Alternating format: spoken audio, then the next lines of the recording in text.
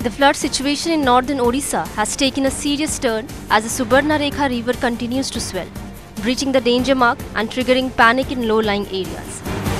At Rajghat in Baliswar district, the river was flowing at 10.83 meters by 7 am on Tuesday, well above the danger level.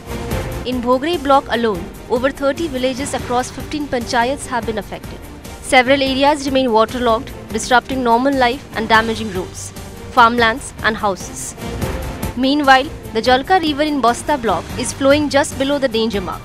At Mothani, water levels stood at 6.59 meters against the danger level of 6.50. 10 villages in this region are partially submerged. In Kusuda village, under Bhogre block, flood waters have entered homes, leaving many families stranded along with their livestock. Basic necessities, including drinking water, remain scarce in the maroon areas.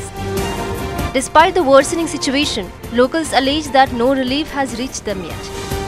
Administrative response is yet to gain momentum, even as water levels continue to rise.